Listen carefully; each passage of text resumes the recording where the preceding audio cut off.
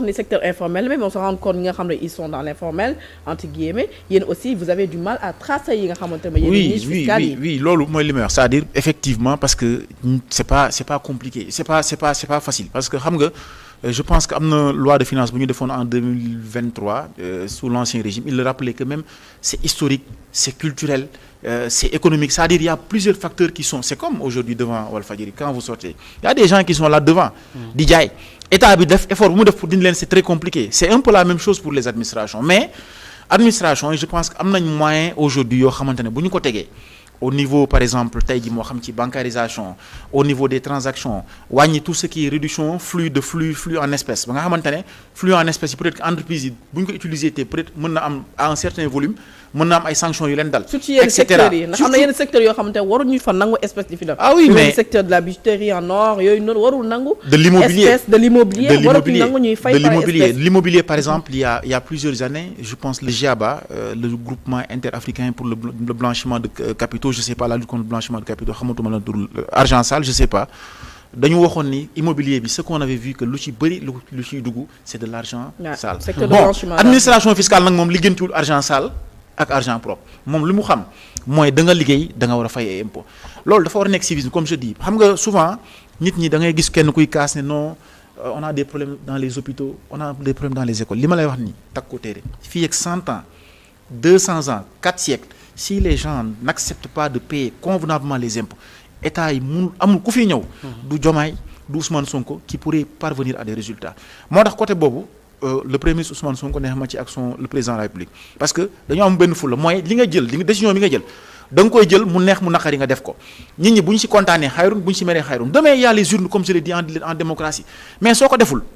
mënuloo ci dara tu seras obligé d'aller chercher de l'argent et chercher de l'argent mooy la da ngay leb te y a un plafond que tu ne peux pas am na limite boo xamante ne mënoo ko dépasser parce que aujourd'hui am na fooy leb fooy toll pour nit ñi lebal la day metti wala bu ñu lay lebal ils vont te mettre des taux d'intérêt extrêmement importants moo tax man li ma gëm mooy sénégalais yi nañu accepter fay ay impôts convenablement di def suñu déclaration fiscale même bu ñuy sax frauder sax à la limite boo waree fay 1000 sax yaa xayri fayal sax 500 à la limite bu ñu la jàppee nga xam ne jàpp nañ la bu ñu la jàppul nga rëcc mais les gens sont là ils travaillent ils ne veulent pas payer d'impôts après ce sont les mêmes personnes qui vont réclamer des structures sanitaires de qualité mënul am loolu moom bu lee ci kenn ndax fu ñu amul suffisamment de recettes on ne pourra pas avoir des hôpitaux de qualité on ne pourra pas avoir une éducation de qualité léegi dama la jox benn exemple da ngay gis aujourd'hui beaucoup de parents d'élèves peut-être que ayo bu saa tarif da ngay am sa doom da nga koy mujj dugal école privée peut-être que tu refuses de payer des impôts mais da ngay préférer jël xaalis dem fay école privée boo feebaree dem ci clinique faju ñoom ces pays développés c'est ce qu'ils ont combattu maanaam li nga am fay ko directement état ñu defal la structure yi pour ñëpp mu tege fi ce qui fait que yow li nga am tu n'es pas obligé d'amener tes enfants dans des écoles privées tu n'es pas obligé d'aller dans des cliniques parce que tu as toutes ces structures à ta disposition fay nga ko ba pare mooy ci impôt bi ñu lay dagg tu n'as plus besoin donc de dépenser pour cela mais les gens ne veulent pas le faire et bu ñu ko deful ils vont rester là à critiquer état mooy li ma lay wax nii moom d'ici 2050 si les gens ne payent pas des impôts correctement, convenablement, on ne va jamais s'en sortir. Ça ne veut pas dire que c'est payer des impôts qui va développer un pays. Derrière, il faut qu'il y ait une vision, mais surtout, bàyyi argent public boo xam dañ koy jël di ko sàcc bu dégg ba ci parce que tamit souvent ñenn ñi dañ naan la non dañuy fay mais policiers yi dañ koy jël di ko def seen poche ak peut-être yenn fonctionnaires yi il y a une part de vérité. D'accord Ayoba nan lañ mën a def ba réussir nit ñi am une bonne éducation fiscale état dafa war a gën a veiller ci sanctions yi wala dès je sais pas dès l'école collège wala primaire commencer di jàngal xale yi nga xam ne mooy éducation fiscale. waaw éducation fiscale bi am na ci solo mais li ci ëpp importance mooy ci impôts yi ñu jot a collecté. nga xamante ni tey jii ay comme ni mu ko waxee léegi benn groupe moo koy fay nit ñi gis njëriñ bi nga xamante ni tey jii impôt yooyu am na ko ñu tabax ci ay hôpitaux de niveau 3 niveau 2 xam nga tabax ci ay infrastructures ay écoles et cetera yéenal li nga xamante ni tey jii moom la ci nit ñi soxla loolu dina encourager sénégalais yi à ce que vraiment ñu xam lan mooy njëriñu dëgg impôt nga xam lan moo nekk ci ñëpp cotiser pour que ñëpp mën a am nu mu tuddati services sociaux de base yi. beneen bi ma ko bëgg a interpeller mooy tey jii dañu gis ni. État du Sénégal jot na mobiliser 4000 milliards sur le marché régional et sur le marché local notamment tey jii loolu est-ce que yaakaar nga ni mën nañu permettre tey jii ñu affranchir ci FMI parce que y a beaucoup de commentaires sur les réseaux sociaux on est arrivé à lever 1770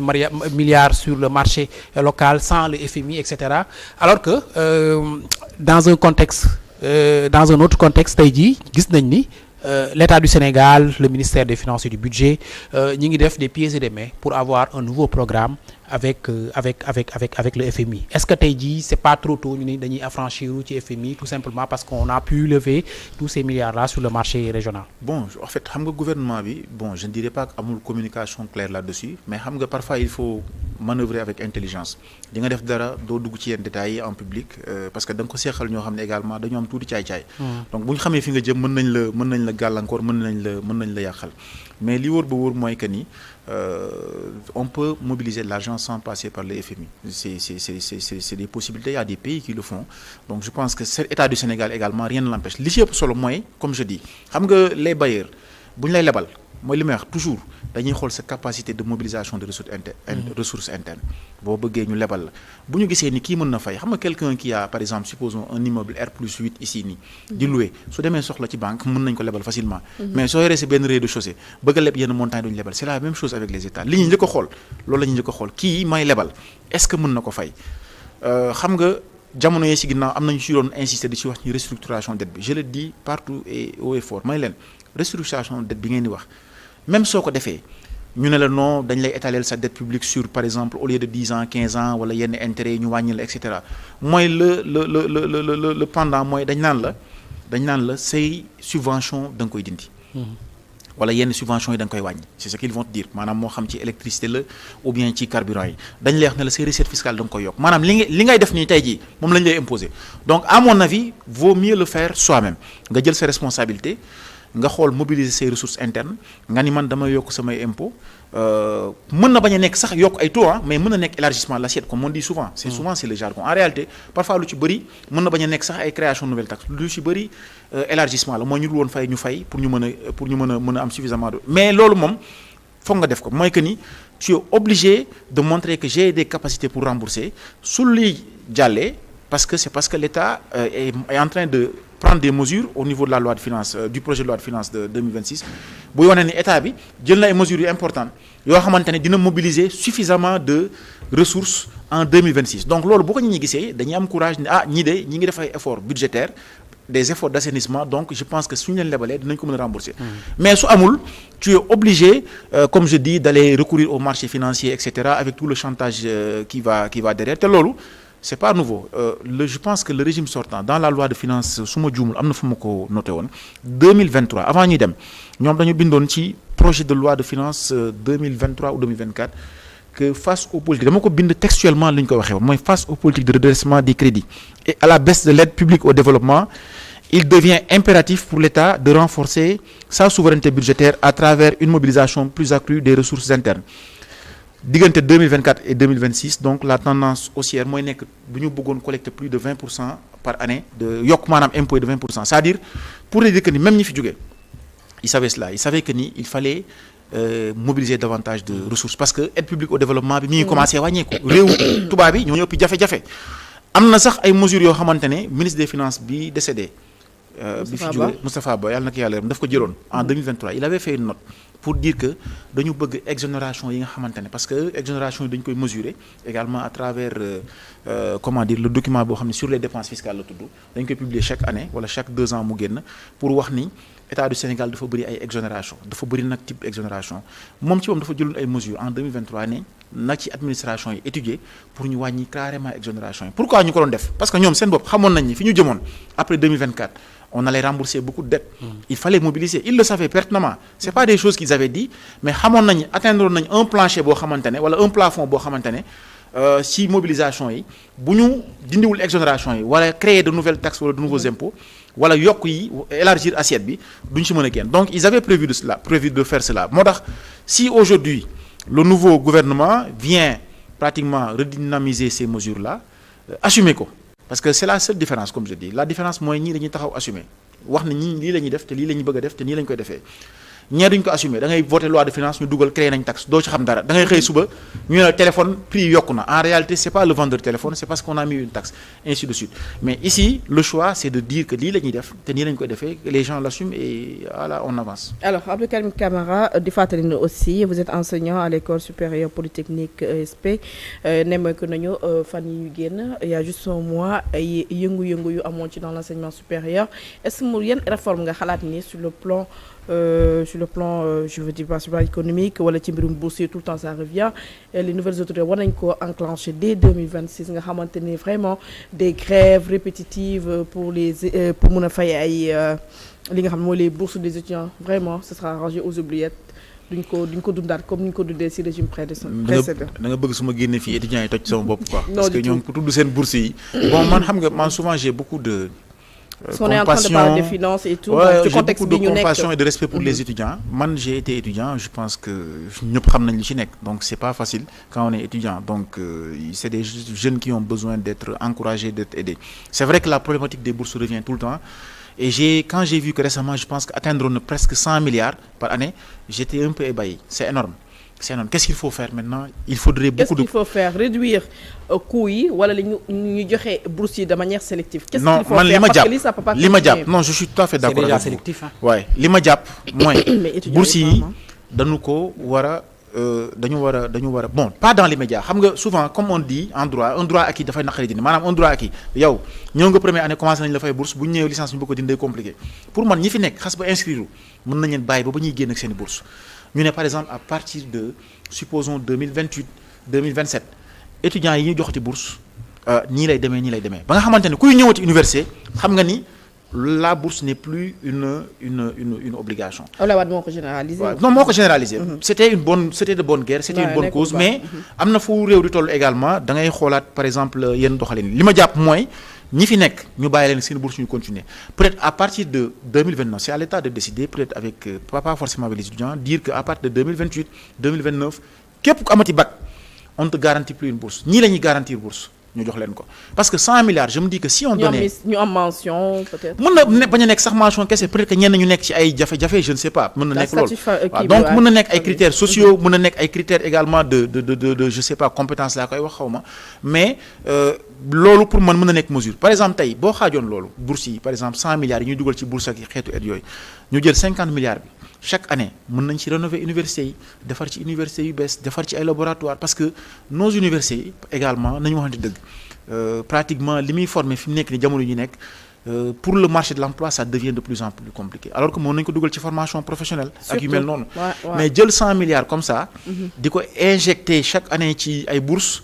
pour que après étudiants yi nekk au chômage je pense que c'est pas une bonne démarche je pense qu'il faudrait beaucoup d'honnêteté beaucoup de courage expliquer leen également li mën a nekk ñu xam ko bañ ko def de manière brusque également moom comme je dis ñi nga xamante ne xasoon nañ ko ba am ñu bàyyi leen ñu ba ñuy génn université ñu ne à partir de temps de telle année ku dugg ci lii mooy critères yi boobaa ku bëgg a dem université di nga xam ne lii nga fay fekk je pense que loolu ça peut être également une mesure salutaire. Vous êtes en même temps militant PASTEF section Kaolack bu ñu waxee Kaolack xam ne foofu noonu seen parti PASTEF am na fa taxawaay bi am solo même su fekkee ne la municipalité nekkoo leen fekkee di Serigne Mboup moo fa nekk on est à moins d'un an et demi de l'élection locale donc est-ce que mën nañoo wax que Abdou Karim Camara a des aspirations pour être le maire de Kaolack? Oui, bon, je pense que tout le monde le sait, je suis candidat aux élections locales en fait de Kaolack. Je pense que sama candidature d'ailleurs c'est beaucoup qui l'ont ñoo ko je me souviens en 2000 les dernières élections locales c'était en 2022 le PASTEF Kaolack m'avait désigné dañu ñëw ne ma yow lañu bëgg a nekk suñu candidat bon pour des raisons peut-être que je ne dévoilerai pas ici j'ai pas pu être le candidat c'est eux qui sont venus je n'ai rien revendiqué même nii sax j'aime pas trop revendiquer souvent c'est les gens qui viennent me dire il faut être notre candidat donc on en a discuté donc ñi ngi ciy liggéey il y a d'autres candidatures également ce qui est tout à fait normal dans le cadre de la démocratie li ma waxoon nag dès le début mooy ñu toog ñu waxtaan suñu biir ñu tànn kenn moi j'avais dit haut et fort ñun ñi jotoon nekk candidat on était au début je pense 4 ou 5 ñu waxtaan ku ñu tànn par exemple moi je suis prêt à me mettre derrière lui bon malheureusement souvent xam nga nit ñi bu ñu xasee ba bëgg a nekk candidat di am ñeneen ñu nekk seen ginnaaw dañ naan la bul bàyyi non bul nangu loolu bon on est finalement sax les candidatures ce sont dañu gën a yokk ku ci nekk dugg na ne day nekk candidat mais li am solo ba am solo mooy le mot final bi ça revient au président le am solo ba am solo mooy on aura un candidat unique sorti de Pastef parce qu'on a été trop généreux par le passé. Et malheureusement, on a été trop généreux avec des gens parfois qui ne nous ont pas rendu la pièce normale. Au bout d'une occasion, poignarder le Pastef dans le dos, ils l'ont fait. Les patriotes ont été également des militants disciplinés. À chaque fois que le président du parti a dit que nous top on l'a fait. À Kaolack, à l'époque, je pense qu'on avait un candidat du PUR qu'on avait accompagné en toute honnêteté, en toute sincérité également. Donc, je pense que c'était ça. D'accord Ayoba. lan mooy sa position ci crise actuelle bi nga xamante ni moo nekk au sommet de l'État entre le président de la République et le Premier ministre, la crise politique je veux dire parce que c'est un différend politique qui oppose les deux, notamment à propos de la coalition Diomaye président bi nga xamante ni mbébétu Ousmane Sonko mooy ñu dénk ko Aïda Mbodj après 2 ou 3 jours après président de la République décidé daal di koy jox ki nga xamante ni mooy Aminata Touré boobu ba léegi gis nañ ni quand même une bonne partie des militants de Pastef ñi ngi émettre des attaques jëmale ko ci ki nga xamante ni mooy président de la République responsable yu bëri nag dégguñ leen ci yow lan moo ci sa position.